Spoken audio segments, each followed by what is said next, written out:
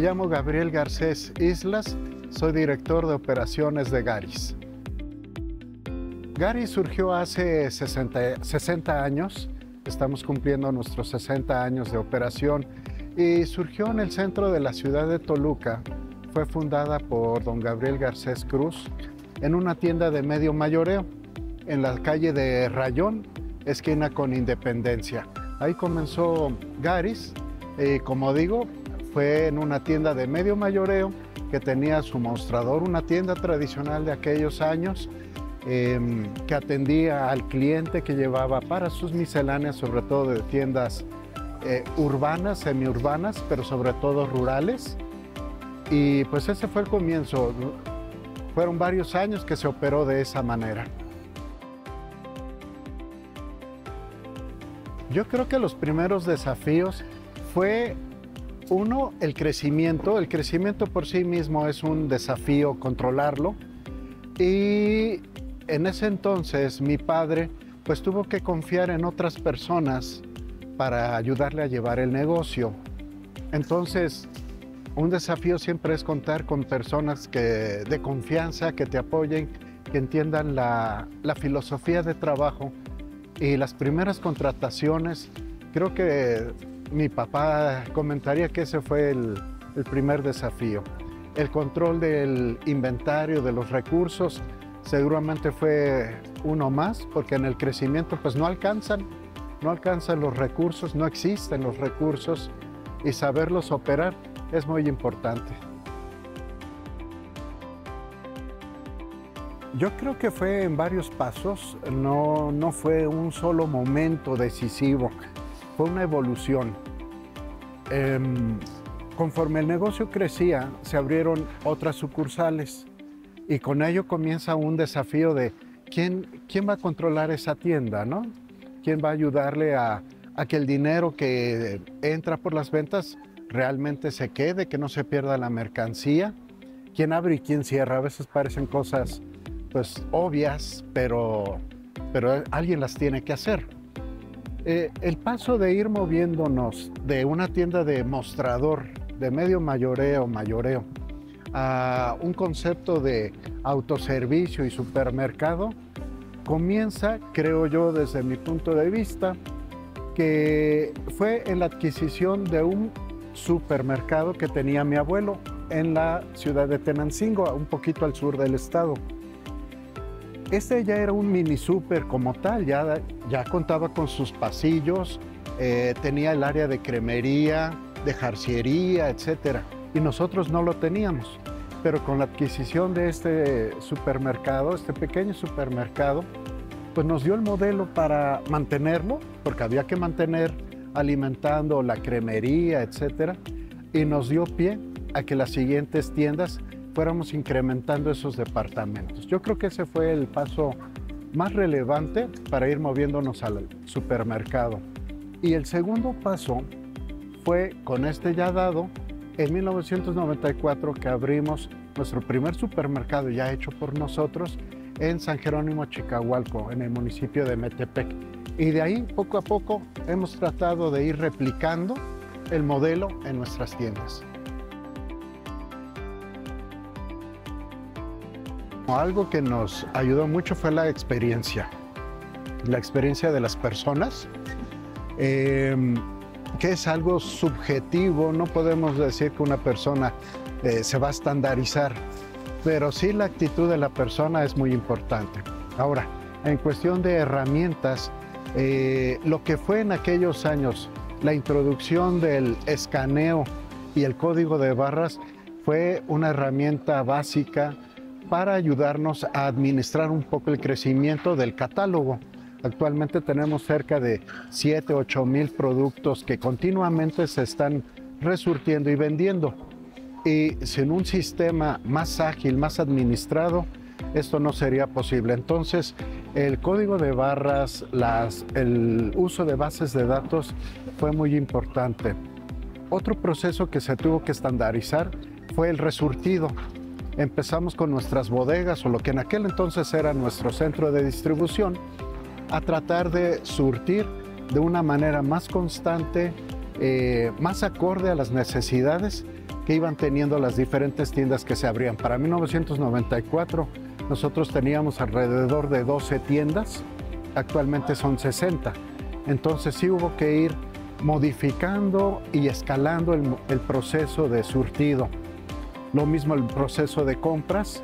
Antes eran pocas personas que hacían las compras con la experiencia misma que tenían de hacerlo y nos ayudaron a que ellos enseñaron a otras personas a comprar y entonces ya todos tenían una misma metodología de compra. Creo que esos 3 pasos, el control de inventarios por medio del código de barras, el surtido más estandarizado y la función de compras de una manera más homogénea, son de los 3 procesos que más nos ayudaron. Tomaría el ejemplo de Cine Colibrí, porque Cine Colibrí fue un proyecto no originalmente nuestro, pero fue un proyecto fallido. Un proyecto fallido que lo comenzaron otras personas dedicadas a este giro de la diversión y del entretenimiento. Tuvieron sus problemas y nosotros lo retomamos. Digamos que para nosotros el inicio en Cine Colibrí fue por casualidad.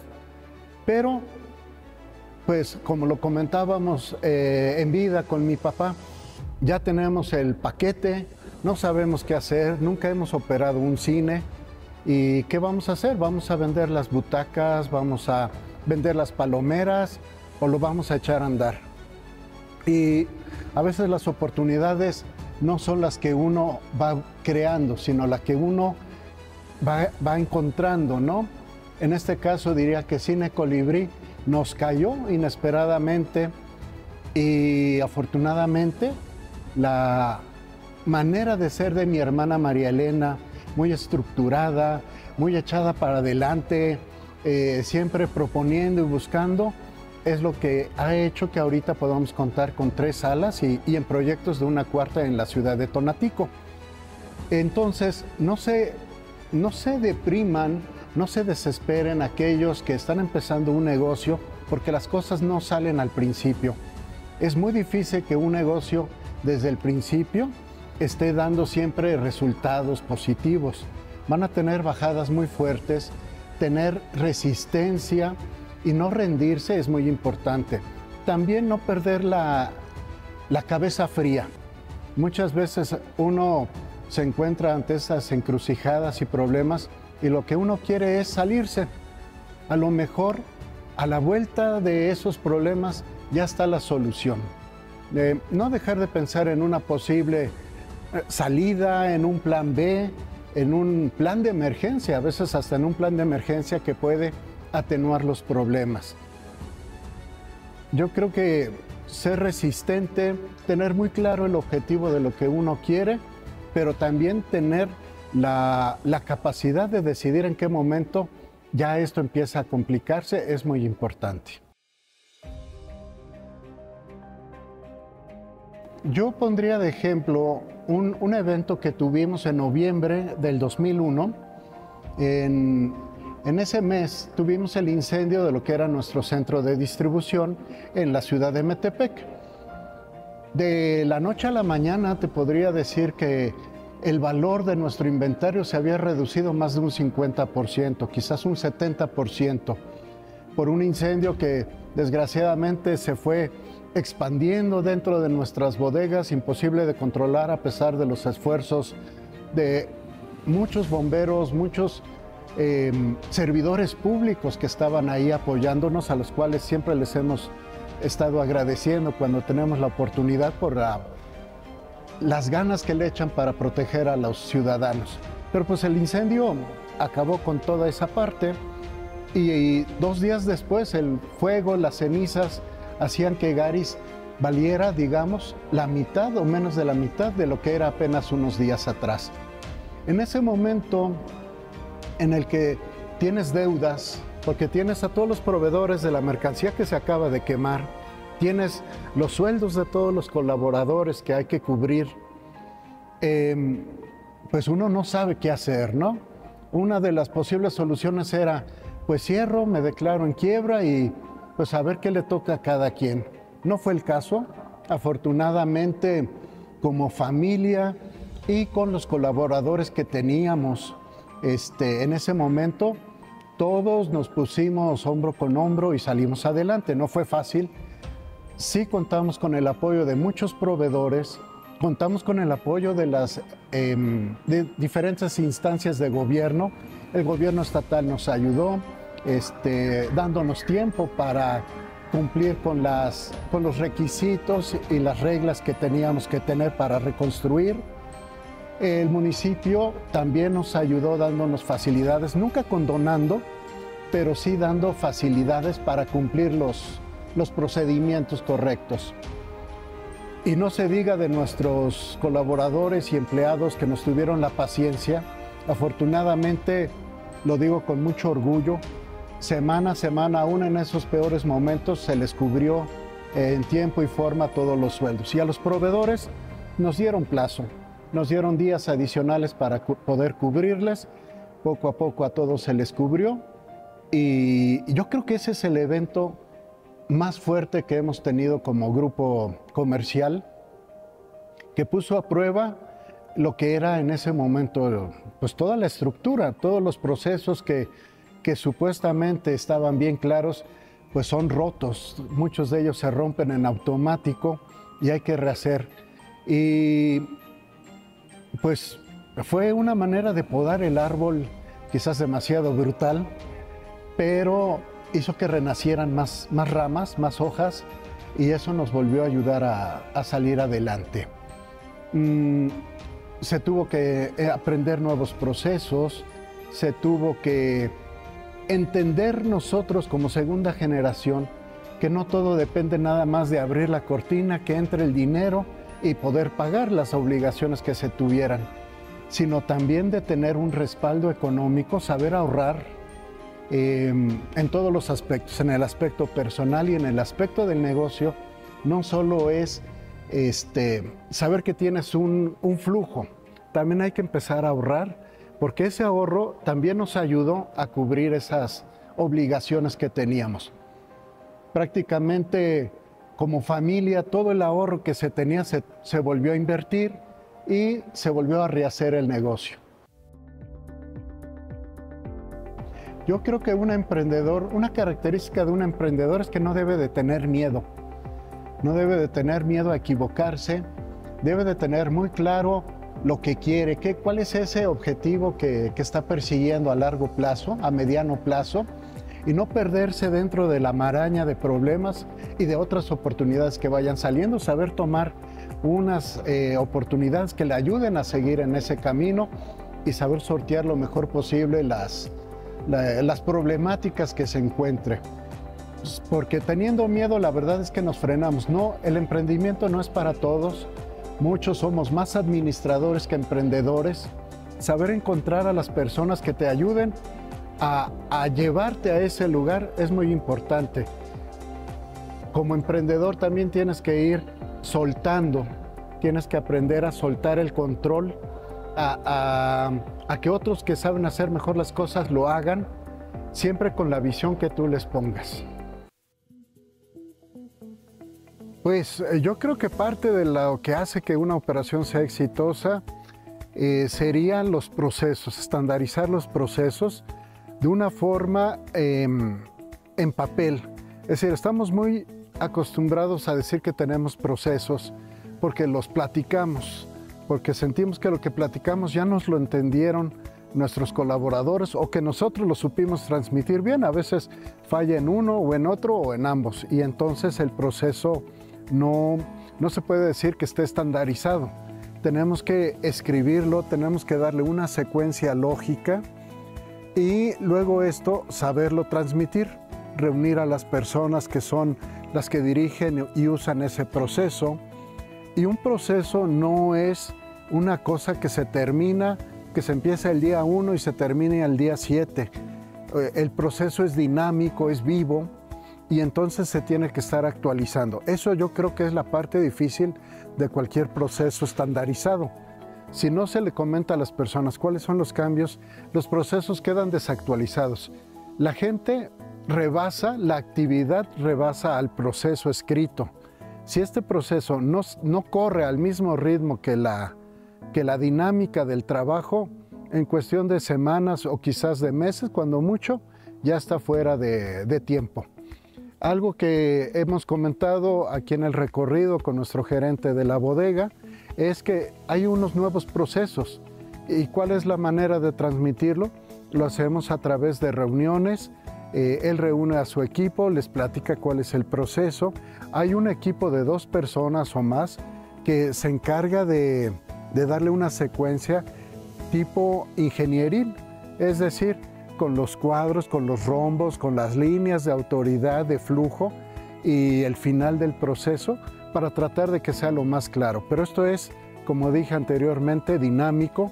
Mi hermano Arturo es quien se encarga de este proceso de administración del centro de distribución, junto con todo su equipo de personas que ya están muy especializados en este tema, y aún así seguramente podemos encontrar muchas mejoras, porque un proceso es lo que te ayuda.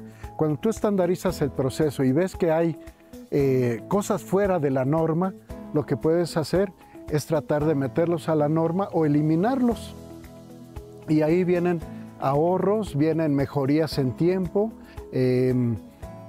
a lo mejor personas que se pueden dedicar a hacer otra cosa, y el proceso ayuda a que esto haga algunos ahorros o haga algunos ingresos. O es una o es la otra, ¿verdad? En tiempo, en personas, en recursos. Pues parte de la política de calidad primero se enfoca en el cuidado de las personas, la seguridad física de las personas, se les da capacitación, procuramos que no haya fuentes de accidente.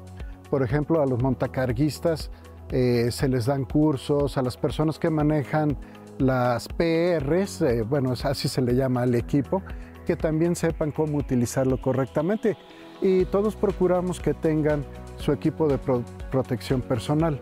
Ahora, en cuestión de calidad de la mercancía, pues tenemos principalmente algunos indicadores. Algunos les llaman KPIs, nosotros pues le llamaremos algunos indicadores básicos, que son pues la caducidad del producto, la cantidad de días de inventario, la rotación que tiene, el fill rate, que traducido sería cuándo nos lo pidieron, cuándo lo entregamos y en qué cantidad, ¿no? Esos son algunos de nuestros indicadores básicos, que dentro de todo esto es el concepto de calidad. Así como mencionaba que los procesos son dinámicos, pues la calidad también lo es, porque hoy tenemos productos que no tienen caducidad y tenemos otros que sí tienen caducidad. Entonces, para cada uno hay un manejo distinto, pero todos bajo una sombrilla de calidad, iniciando por la protección personal y luego el manejo del producto. Como mencioné anteriormente, mi hermano Arturo es quien tiene esa visión de cómo ir dirigiendo el centro de distribución. Ahorita pasamos por un área nueva, está prácticamente terminada y casi lista para poderse ocupar. Esto nos va a dar posibilidad de atender las tiendas que vienen en un futuro próximo. Con esto creemos que podemos seguir manteniendo un nivel óptimo de surtido a las tiendas. Yo creo que conforme va creciendo el negocio, hay que ir actualizando todo. La capacitación de las personas va cambiando, porque antes utilizábamos un sistema, ahora utilizamos algunas variantes sobre el mismo sistema y no todos ya las conocemos. Entonces tenemos que capacitarnos, aprender de ellas, y pues también las opiniones de todas las personas de aquí contribuyen a mejorar esa parte, porque algunos que estamos no totalmente imbuidos en el proceso no podemos entenderlo, no lo comprendemos, pero las personas que reciben, las personas que procesan una orden o que le dan salida, entienden en esos puntos finos en donde se puede mejorar. Entonces ahí es donde hay que trabajar y escuchar.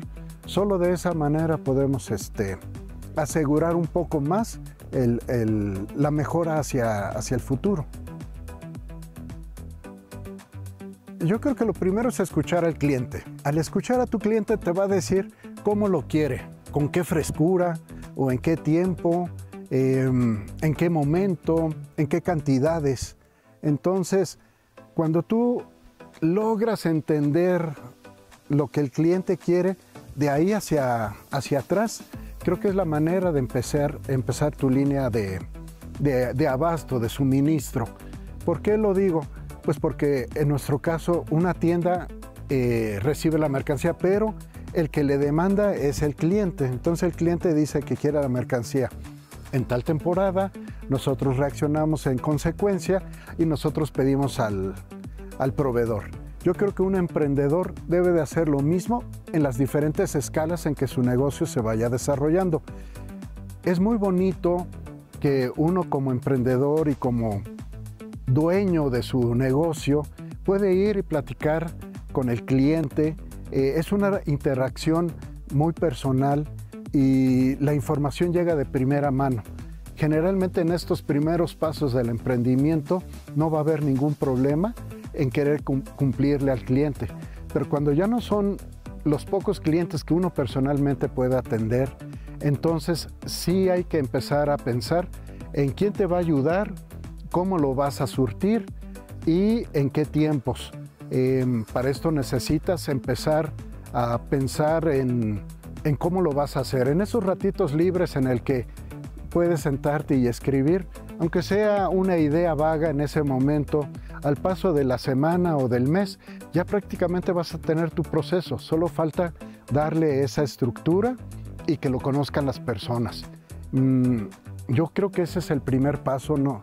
Ir anotando esas ideas, poderles dar forma posteriormente y luego decirle a tus colaboradores más cercanos qué es lo que necesita el cliente y cómo lo vas a hacer llegar, ¿no?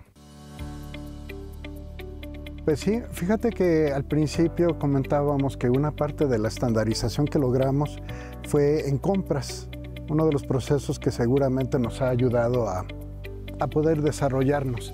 Esta área de compras está dirigida principalmente por mi hermano Daniel, que él, entre lo que es abarrotes, perfumería, dulces, da las directrices generales de compras a todo el equipo y de ahí se deriva también algunos proyectos hacia otras áreas de compras, por ejemplo licores, cremerías, salchichonería, ferretería. Entonces, él ha procurado estandarizar números, unos KPIs de qué producto se queda, qué producto no se queda en el catálogo con base en su rotación. Si un producto no rota los días mínimos que estamos pidiendo o si no se vende en moneda en las cantidades mínimas que se requiere, es un producto susceptible de salir del catálogo. Ahí le llegan todas las novedades prácticamente y no solo da las directrices sobre la parte de compras, también está en la parte de la dirección general y de ahí se derivan también otras actividades. Sobre todo estamos ahorita en un proceso de que si queremos que entre en una nueva generación aquí, tenemos que estandarizar ciertas maneras de manejarnos, de actuar y con base en ello, estas nuevas generaciones puedan tener sus áreas de influencia y de respeto a las actividades de otras personas. Efectivamente, el negocio fue fundado por mis papás. Decíamos que tenemos 60 años, fundado por mi papá en 1965. Pocos años después se casa con la señora María Elena, nuestra mamá, y juntos ya emprenden el negocio. Mi mamá comenta que llegó un punto en que el negocio ya daba para crecer un poquito más. Los mismos proveedores le decían, señora, pero ¿por qué no nos compra directo? Ya no le compre al intermediario, cómprenos a nosotros. Y mi mamá, creo que hicieron muy buen equipo, porque mi papá era muy cuidadoso, muy metódico, muy de proceso, y mi mamá mi papá también era muy arriesgado, por supuesto, pero mi mamá también era, ¿por qué no hacemos esto? ¿Por qué no hacemos lo otro? Entonces creo que también las personalidades se conjugan en un momento dado para hacer que un emprendimiento funcione. Y entonces, con el apoyo de mi mamá, empiezan a comprar directo.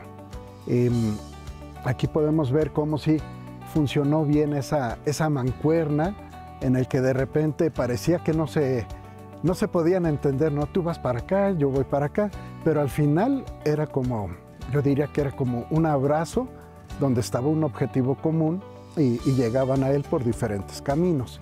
Actualmente mi mamá también sigue participando con nosotros. Nos reunimos todos los viernes, nos reunimos los 4 hermanos, mi mamá y mi sobrino de la tercera generación, ya para participar de temas de negocio. Y una vez que platicamos de temas de negocio, también platicamos de temas familiares, pues ya dentro de este ámbito, pero es una manera de mantener esa mentoría emocional que todavía tenemos para con mi mamá, y por supuesto que su experiencia, aún sin estar ya de manera activa en el negocio, pues está ahí, ¿no? Tiene la experiencia de haber comenzado, de haber vivido esos problemas, y por supuesto nos da también ese empujoncito cuando es necesario.